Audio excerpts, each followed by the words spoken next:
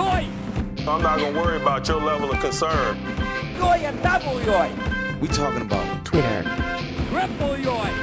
Think of how stupid the average person is, and then realize half of them are stupider than that.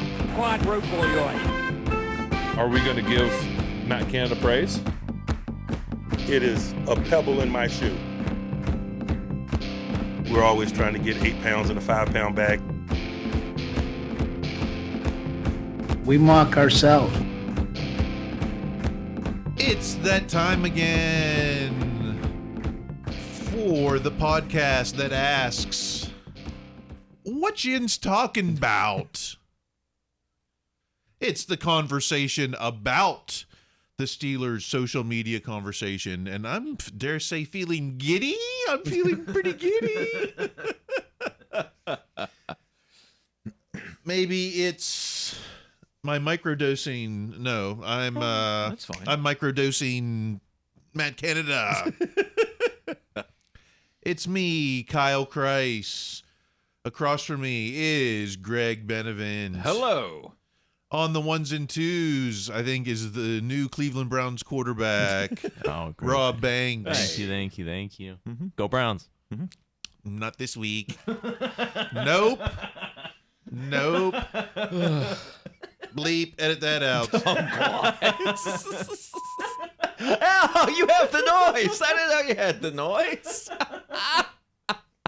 We're here to expose your hot and toxic takes on Browns Week. Browns Week, streaking. You know, if history tells us anything, it tells us Kenny's on a streak. Ben had a streak.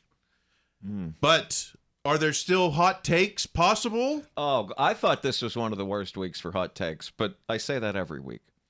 Well, let's get to the takes. Let's start with a little batting practice. How about at Shap19 Shappy? Is there a fan base that complains as much after a win as Steaker fans? That's how upset this guy was. I mean, he couldn't even find the L on his keyboard. He typed it out and hit send and didn't bring it back. Mm-hmm.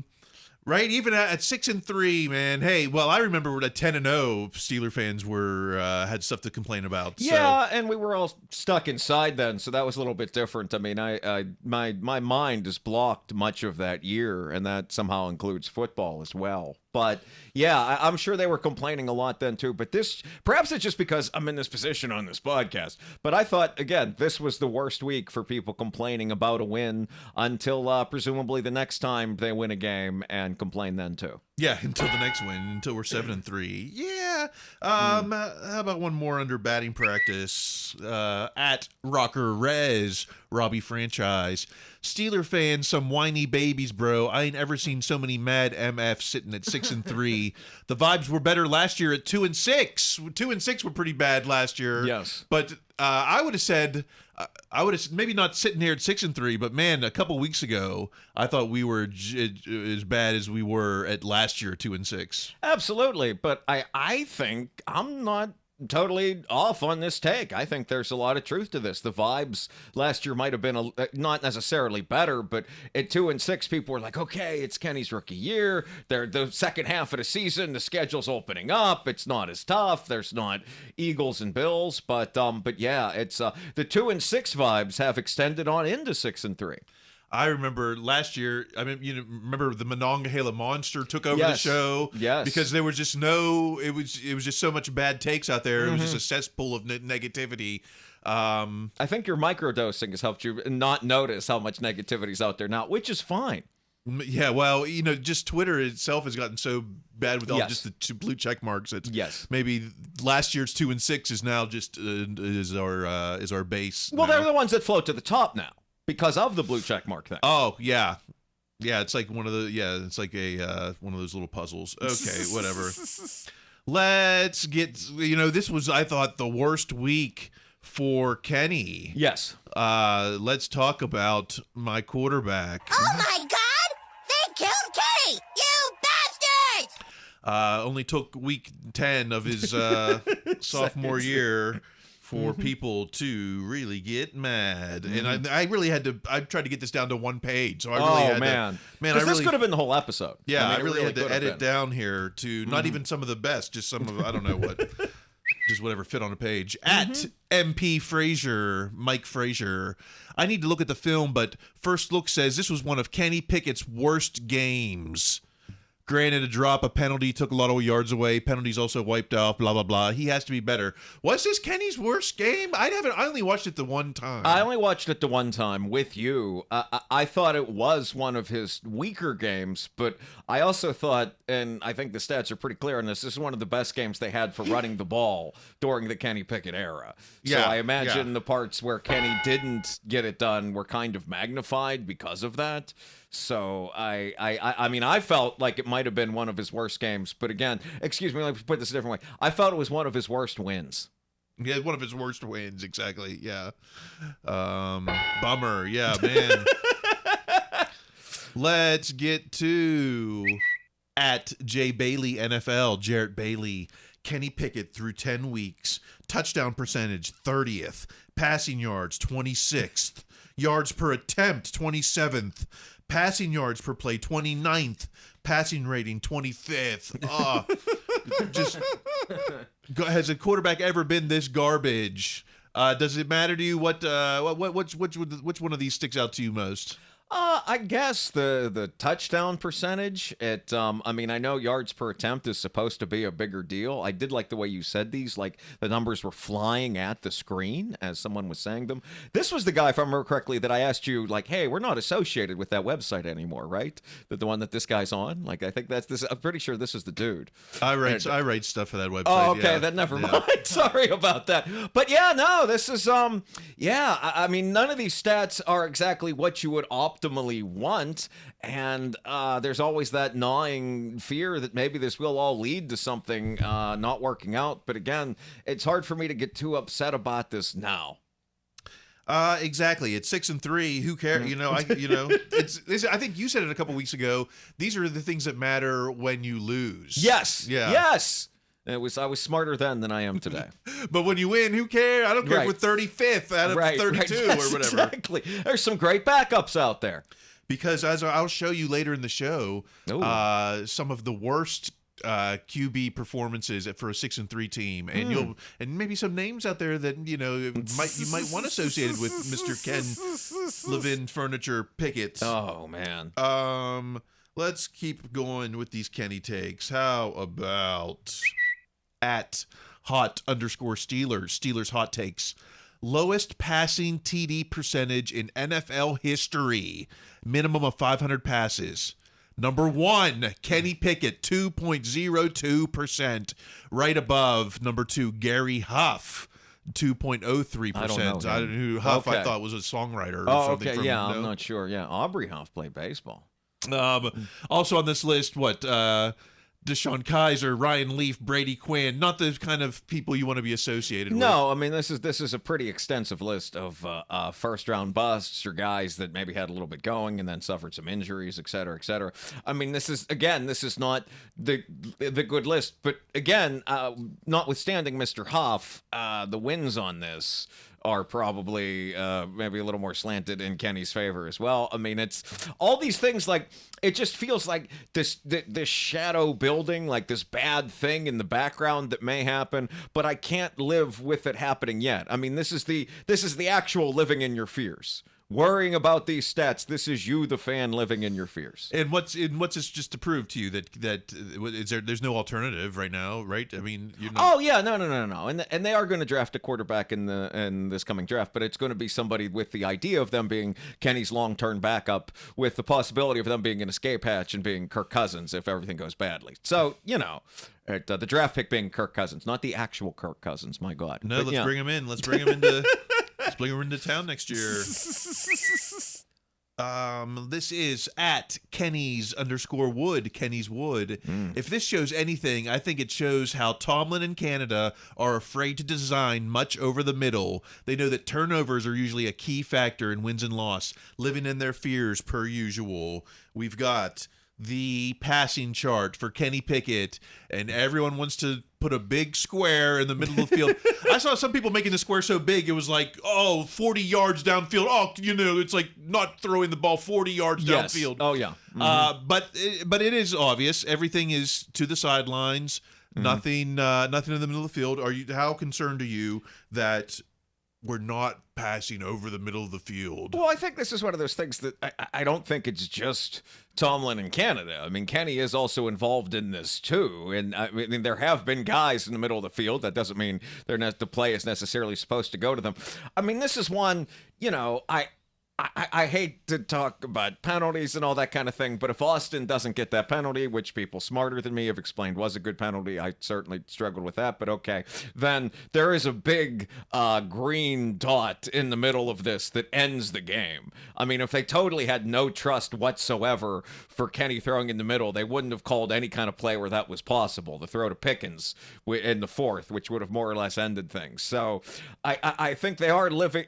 Where is that line between living in your fears and just being conservative as a play caller? I don't know, because the one thing I don't see up there, I don't see any passes in the middle. I don't see any red either. Red, which would be interception, correct? Yeah, I don't see touchdowns either. No, touchdowns definitely not on that list as well. All right. It's almost hard to throw 14 completions for only 127 Oh, yards. yes, absolutely. Whatever. It definitely is. Oh, yeah, no. All these things could be bad eventually. They're not today. It could be bad unless you're at Mark Cabali, insider Mark Cabali. Teams that target the middle of the field less than the Steelers: Bengals, Bills, Eagles, Cowboys, Chiefs. I don't know if this is true, but it certainly sounds like it might be. People were vociferously telling him he was lying in the mentions of this. Oh, really? People were very much like, you can't be true. And he kept saying, you're right, I made this up. It definitely isn't a statistic. But no. He was laughing at them. That was mockery. He didn't make this up. He didn't make it up. No, I mean, he certainly, I didn't go look it up myself, but he stood by it as a reporter. He wasn't just lying about this, I don't think. I took that as a joke, the idea that, that they were telling him they made it up. So no, I mean, it's, again, you don't have to target the middle of the field to win. Again, these are all complaints you're having as a team is winning. I mean, we've heard a lot of ridiculous Steeler arguments over the years. This is the first time I ever heard they're not throwing enough over the middle, and I'm going to be upset about that while I'm at work. You don't even have to target the end zone to win, as this team shows. As the passing chart certainly did. Yes. Do we want to? We can't verify that that's true, but it Took me a certainly while. sounds No, but right. that's appropriate for this. That is. One more thing on Kenny, and then we've been going like 15 minutes on Kenny. Oh, man. But that's how much, discourse was out there. I mean, it's proportional to how much nonsense there was. At Jared W. Kane, Kenny needs to get out of his own head. Who gives a ish if you turn it over? It's inevitable in the game of football. Take risks and let it fly. Playing conservative is going to derail you. This is this the burner account for BA?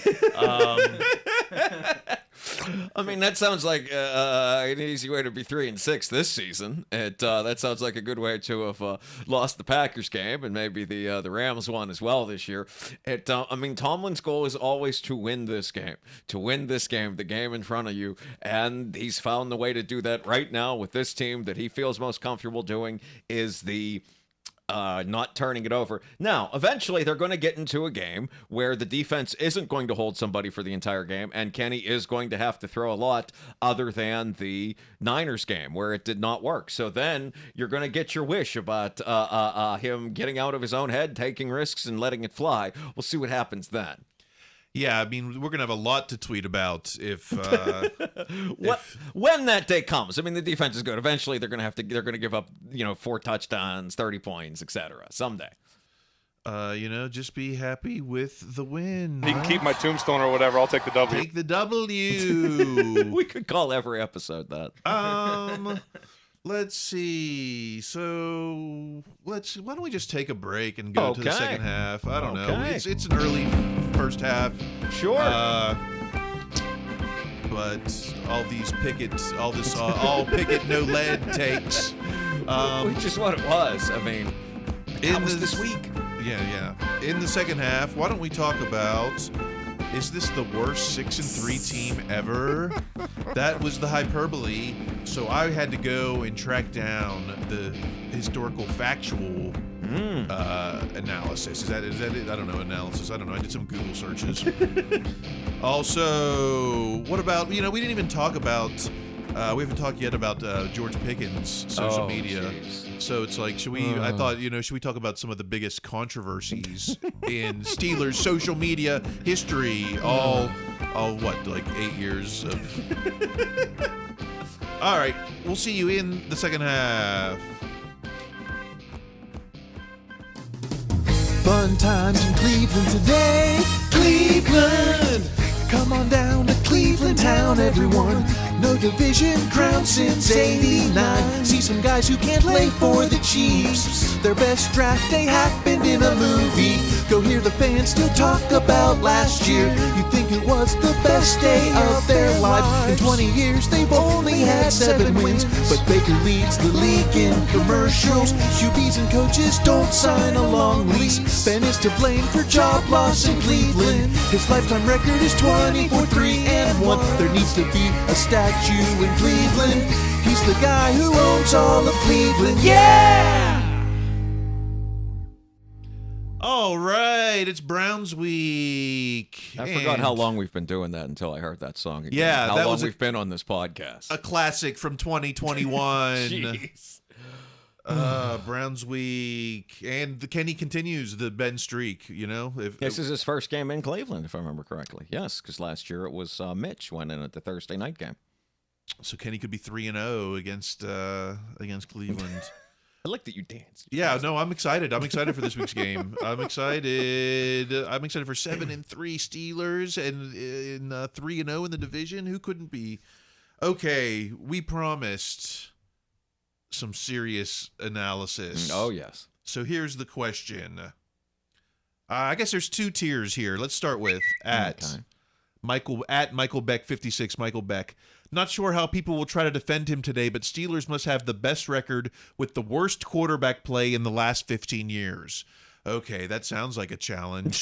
That sounds like something you can just throw out there in a tweet. But okay, let's see what let's see. Kenny Pickett is right now 61.3% completion rate, 1,600 yards, 6 touchdowns, 4 interceptions, a rating of 81.1. Okay, 179 yards per game. So yeah, not exactly not Pro Bowl material. MVP. No, yeah. This is not. We're not in that discussion. He's not an alternate to the Pro Bowl team. Not just currently. A lot of dudes are going to have to find something else to do in February. But is it the worst record for a 6-3 team? What about Mark Sanchez in 2009, 53.8% completion. That's lower. Yes. 2,400 yards, but that's for the entire season. Oh, okay. I was going to say, I didn't realize Mark Sanchez was throwing for 5,000 yards this year. No, that was for an entire season, 2,400 yards, 12 touchdowns, 20 picks. But Kenny's nowhere near that. Okay. And a rating of 63. And that's also why the Steelers' record is so much better, is because Kenny is nowhere near the 20 interceptions. I think Tomlin is fine with if there's any degree of slowing Pickett's growth, to the extent that that's true, by playing it as conservative as possible. I become a little more convinced of that every week. And what about, I'll throw this in there. This is a little bit further down in the stats, but let's go back to 1983. Wow. A little quarterback called John Elway. Remember him? Threw 7 touchdowns, 14 interceptions in his rookie year. Broncos started 6-3, 1,600 yards. Oh, so that's less. That Kenny could beat that this past. Well, that's also game. a different era. You could like hit a dude running the bump and run, all this. But yes, I had no idea about these stats. Broncos had the 26th ranked offense. So, you might say that John Elway's rookie year was worse than Kenny's this year. Oh, certainly. And it's, and I imagine whatever you think of this year's Steelers team, I imagine that Denver team was probably worse. I mean, that they were in a position to pick Elway. But yeah, the year before they were, but this team was 6-3. Oh, this wasn't his rookie year. Okay. That was his rookie year, yeah. I see. Okay, I got you. They started out 6-3, and then this all went bad. Wow. Well, they went to the playoffs. I mean, they I don't don't know what they finished. What they finished 9-7. Yeah, but that would have been enough to get in the West. And Yeah. I did not know this. You've done actual research. I mean, I feel like I've brought nothing to this. You brought real info. That's new. That's great. What about Vince Young, 2007 Titans? He had 9 touchdowns and 17 interceptions. They were ranked 27th in passing yards, last in passing TDs. You know, right now we're ranked 30th in passing TDs. Yes. So, yes. You know, would you say Kenny's having a better season than 2007 Vince Young? Absolutely. Yes, and Vince was one of those guys that, you know, his career maybe didn't end up where people thought it might, but he did have some good years. He was a real threat at his best. So I think we can debunk at Michael Beck 56. I don't think this is the worst quarterback play for a 6-3 team in the last 15 years. Certainly not. Certainly not. I do wonder if some of these people, I realize now, I think there is a group of pro Kenny trolls online, and I wonder if they've gone after some of these people, which has made them respond with some of the more anti-Kenny takes, but I can't verify that. Pro Kenny trolls. Yeah. I mean, it's just like if you say something against Kenny, they come out and get you. I've just seen enough of the Pittsburgh sports media talk about that. But that doesn't mean that you, as a professional media person, have to let that get to you quite so bad. All right. Let's get to the main thesis from at Fred Kerniski. Okay. Ski. This is the worst 6-3 team of the Super Bowl era. Enjoy the ride, but we all know how it's going to end. No playoff wins, another non-losing season participation trophy. All right, challenge on. Is this the worst 6-3 team of the Super Bowl era? Currently, our offense is Steelers offense, 26th in scoring, 28th in total yards, 29th in passing yards. So kind of bleak. Yes. But we already talked about the 83 Broncos with Elway. They had the 26th ranked offense. So we're, the same as us right now. John Elway's rookie year, right? Would you they ended up going to the playoffs. They lost to Seattle in the wild card round. Okay. So, if that's how the Steelers check out, would you say that's a kind of a failed season? Well, I mean, I said before the year I wanted to see improvement. Them getting to the playoffs would most likely constitute improvement. I can't sit here in the middle of November and say that's 100% correct because I'm not sure how they get to the playoffs. Like if they lose out the last month and then get into the playoffs and then lose in the wild card, that might not feel like progress. But right now, that would constitute progress, yes. All right, so possibly not worse than the 83 Broncos. We talked about the 2007 Titans with Vince Young. I don't think we're worse off than them. No.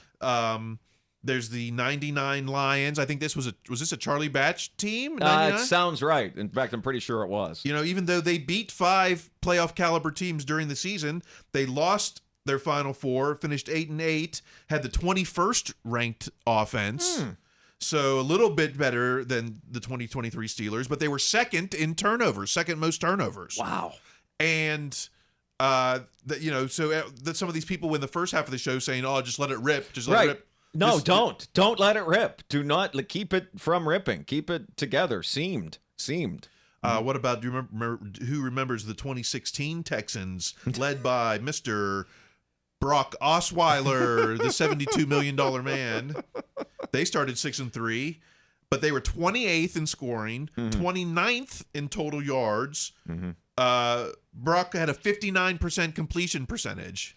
Brock has come up from a few of the anti-Pickett people as an analogy for his career. I've already seen that in a few cases, using Brock Osweiler to further an anti-Pickett narrative. Saying that Kenny is like Brock. Yes, that's the comparison analogy right now? so far, yes. Well, I don't know. I wouldn't give Kenny a $72 million. Yeah, I'm not there on that $72 million contract. That's something we can keep to ourselves right now here in year 2. So that's 4. Do we want to even go further? I don't know. I could tell you. Well, but they won a playoff game. It looks like here too, from what your numbers with the Texans. So yeah. Oh yeah, which one? The Texans, Brock Osweiler. Oh yeah, the Texans did beat the Raiders in the wild card still. Even with that crappy offense. So getting to the playoffs and anything can happen. That's kind of the name of the game. Right, especially in this era where there's only one bye. If there was 2 buys, I could see, okay, you want to put yourself in the best position. Man, we live in a world where there's Monday Night Football playoff games. Like, just get in there. Who knows what's going to happen? Get into the playoffs. You might beat You might beat Peyton Manning and the Colts. You might beat the Bengals. Division-winning Bengals. Or if you really want to be a Steelers hater, hey, you could be the one that rolls into a team stadium. They have the best defense, and like your third-string tight end catches a touchdown in the third quarter, and you win because they bat down a pass and 3 yards away, like the Chargers did. And even then what they was had his name? Tua. Oh, Alfred Papunu. Papunu. Because it sounded like a delicious meal, and yet it was very painful. Instead, Dennis Gibson actually knocked the pass away as a pizza place in San Diego I will never go to. But even then, you've seen.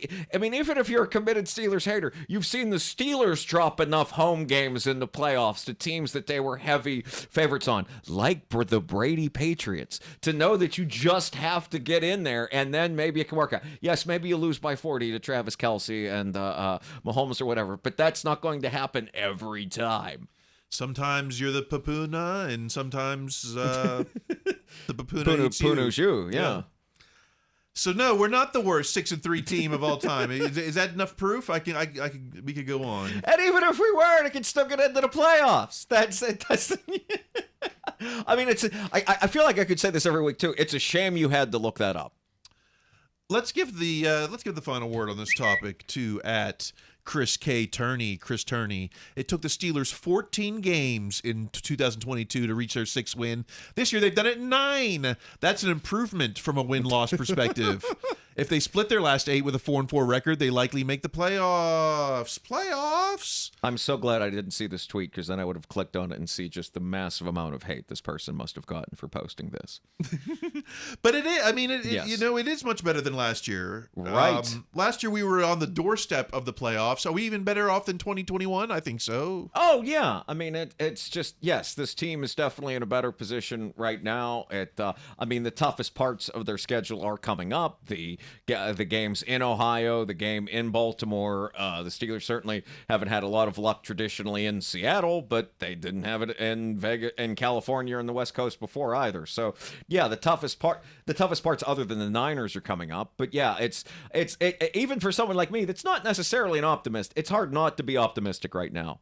Holding those balls in big moments. That's right. Big moments coming up in Cleveland. Mm-hmm. We haven't talked defense. We never talk defense. Let's spend some time on defense. Oh, okay. This is at @Saunders_PGH. Alan Saunders. There's nothing lucky or unsustainable about the way the Steelers are playing defense right now. The yards don't really matter. You can't play real defense anymore anyway. Field goals and takeaways equal wins. Is there a point there? 100% there's a point. Yeah? Oh, yeah, I agreed with this. In fact, Alan Saunders has become one of my favorite people in the Pittsburgh sports media since we started this podcast. I watched his podcast where he did a lovely rant about this exact thing. Yes, this is absolutely the case. The Steelers defense is built for this. That's why they spent everything on the pass rush and the defensive line and hope to get some corners. The idea is they keep you they keep you playing, they keep everything in front of you, and they bet that somewhere along the way you're either A, going to stall out and have to kick the field goal, or B, they take the ball away. This is exactly what they're designed to do.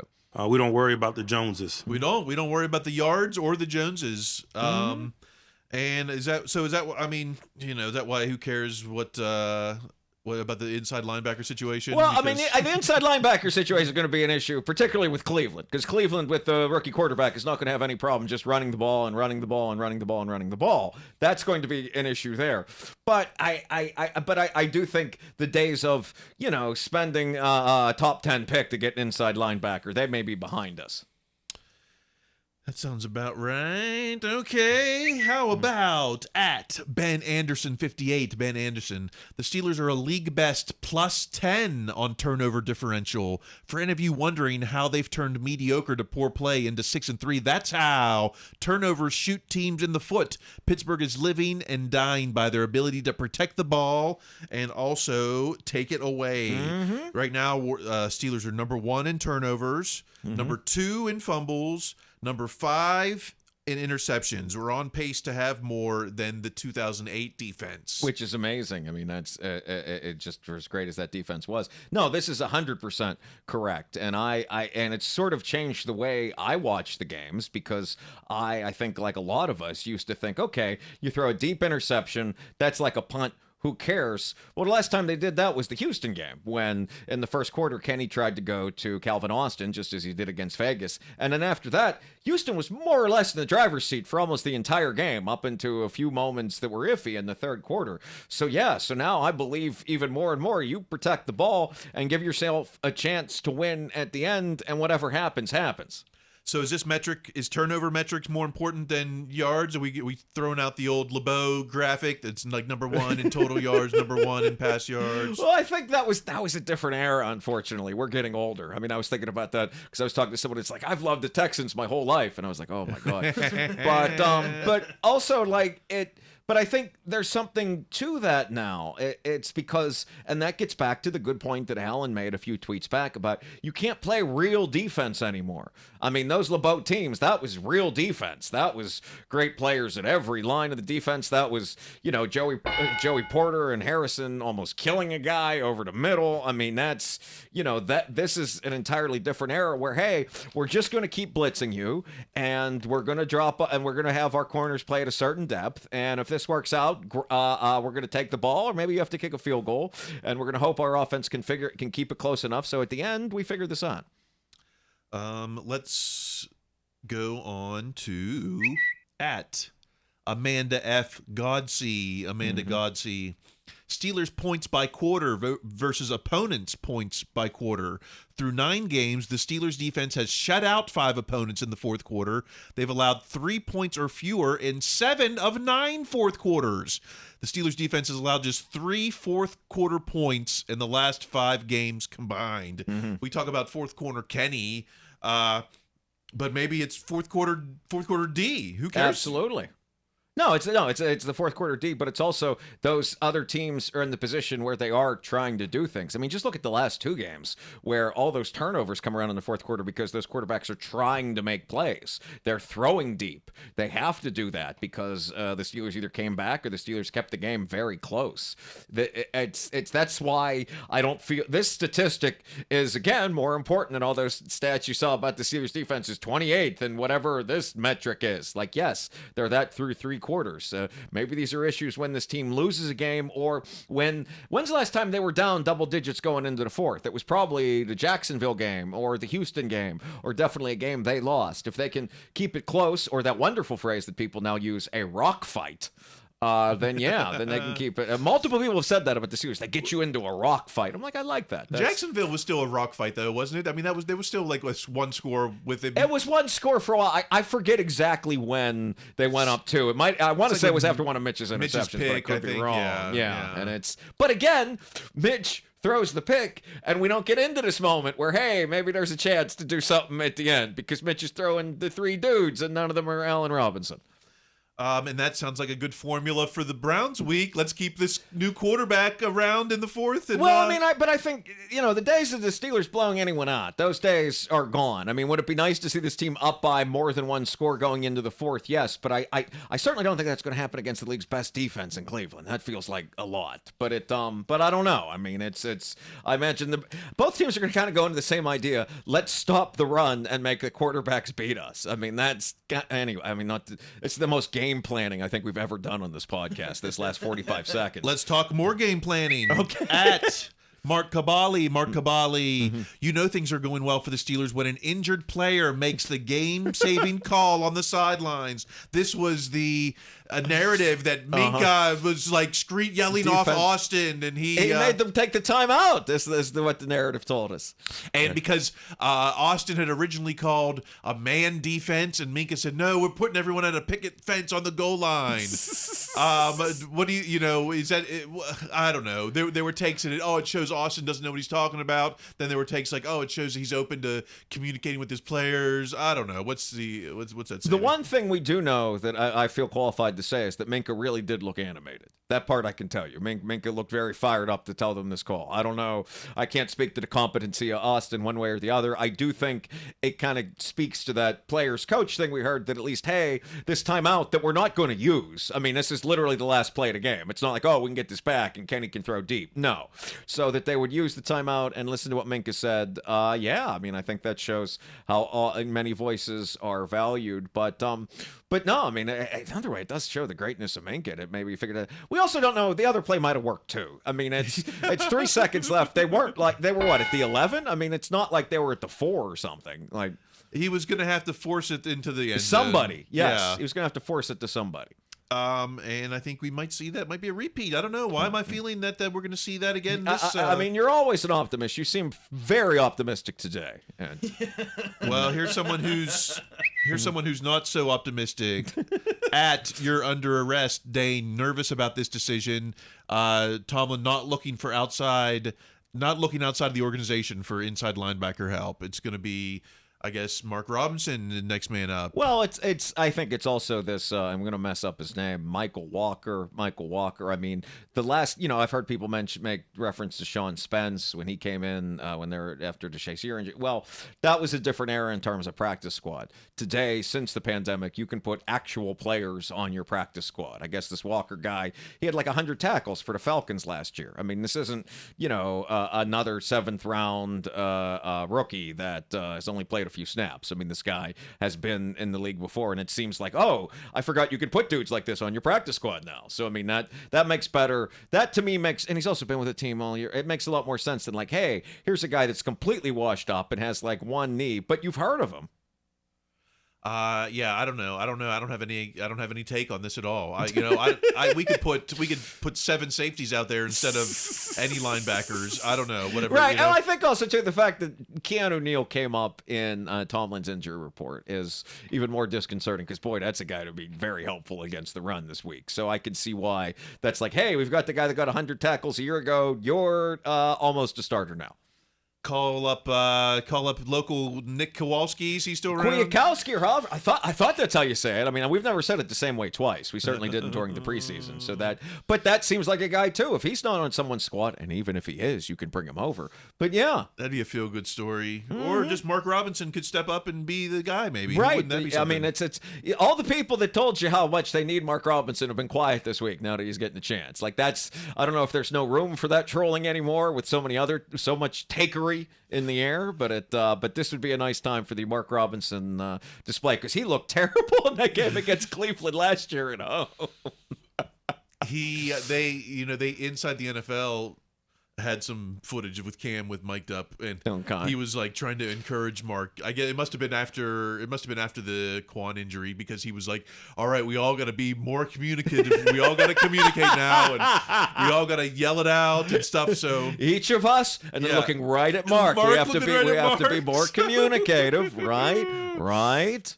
Okay, how about have we talked much about Joey Porter at NFL Rookie Watch? NFL Rookie Watch.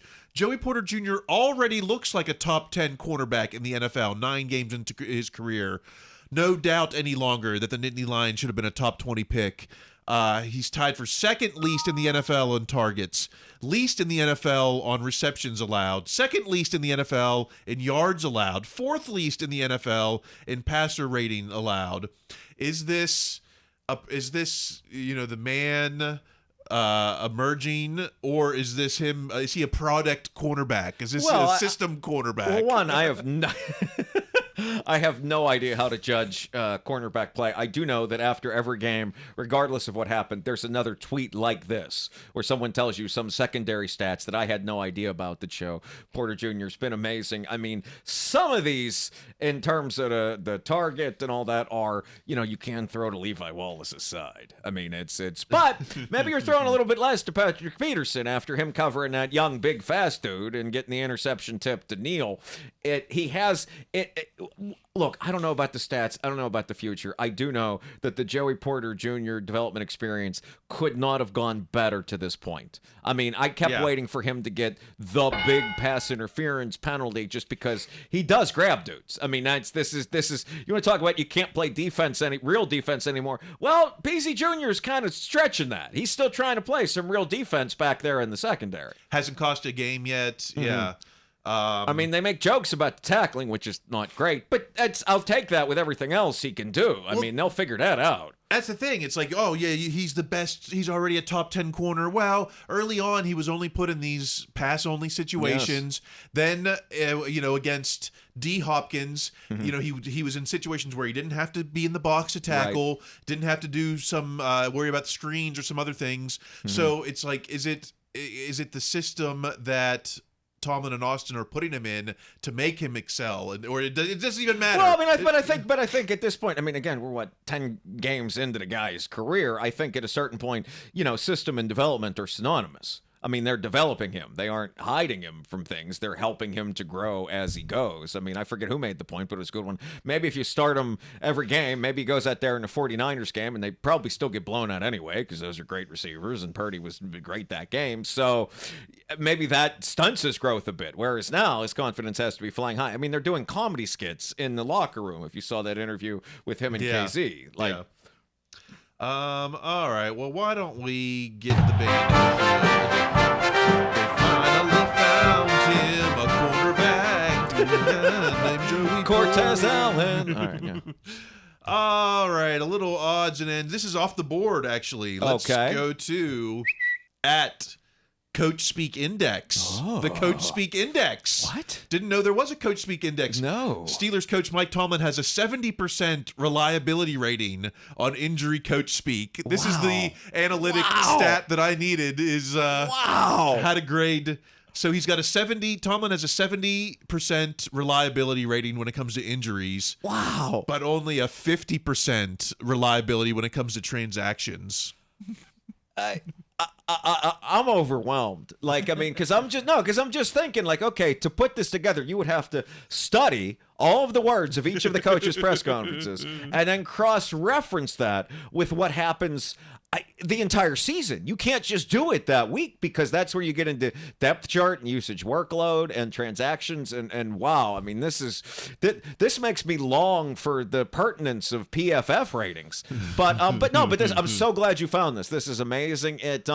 I would imagine, and I could be wrong, perhaps I'm showing my homerness here as well, that would have to be one of the higher percentages in terms of injury coach speak.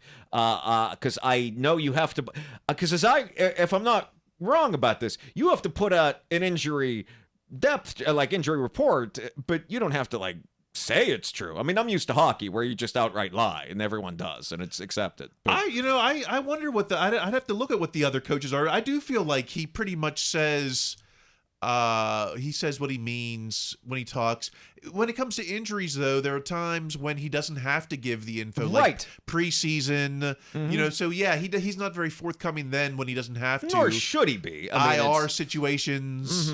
I would imagine that these numbers for Tomlin, I mean, knowing Tomlin at this point, the things he would bring up are almost invariably, how often does he really use that press conference to send a message to players on the team or to the team in general? I mean, that's the entire goal almost every time. So these numbers, Tomlin will be open about these things when it aligns with his ultimate goals. Secret agendas, that's not on that's not on this list. Don't give them any ideas. They could start rating secret agendas too, with an entire fuel gauge as well. Yeah. He's always in he's not unreliable in any situation. That's surprising. I mean, I'm impressed. A little horrified, but mostly impressed. That's a joke to me. Well, now that's a must follow account now. I'm gonna have to. 100%. Let's give the final word to at Us Sports Now, Us U Sports. Multiple members of the Steelers have made comments this week about wide receiver George Pickens, who expressed vague frustrations on social media after the team's win the prior week. Their headline is Steelers teammates support George Pickens after social media outburst. Okay, this is the happiest I've seen a picture of George in a long time. What? This, we didn't talk about it last week. I don't know. No. It just didn't really, I don't know. He deleted pictures off social media. It's not the same as some of the big social media controversies. I agree with you 100%. I'll piggyback on top of it. This is actually the very opposite of an outburst. When you delete things, you're not outbursting. You're taking things away. You're not saying anything. He deleted them and he came back. I mean, I know that this is probably not good for team cohesion or whatever, but man, how many times have you just wanted to do that same thing? Just delete your Instagram. Like how exciting would that be? That would be very freeing. I stopped posting. I'm kind of that's off the one it. I stick to. I Yeah. like. I mean, they're all terrible, but Instagram seems the least toxic, which is not meaning anything whatsoever. But yeah, it's the opposite of an outburst. It seems like it's okay now, but it'll come up again. And I think the other reason it continues to come up is he didn't get a lot of catches because the Packers again made him the focal point of stopping the passing game. I'm more frustrated with that he didn't congratulate DJ after his touchdown. That was not the best look. I mean, I understand. I mean, there's a lot of different factors about that. But, man, just find your way over there, Yeah. And maybe it happened on the sideline. We didn't see the cameras. I kind of think somebody would have caught it if it had. But that would have been very nice for him to go over and do that. I think as a social media controversy, this might barely crack the top 10. Oh, I don't think it's anywhere near the top 10, but I'm so glad you put this together. Remember there was last year Deontay Johnson's cryptic tweet Right. that everyone was worried about. We did a whole episode about he that. thought that, people thought that he was going to demand a trade or something because he said like the best is yet to come, or I don't know what he said. Right, and it was also I forget when that was around the time with him. Did he and Mitch fight at halftime? Yeah, That was that would have been after that. Oh, yeah. okay. Then of course 2021 Juju's milk crate challenge. Oh man, remember those glory days? That was that was kind of the I don't know. That was like the He was going to get hurt. This professional athlete who trains for hours a day jumping on a milk crate. and it wasn't even a regulation milk crate Right. challenge. But man, people acted like that was the. Oh yes.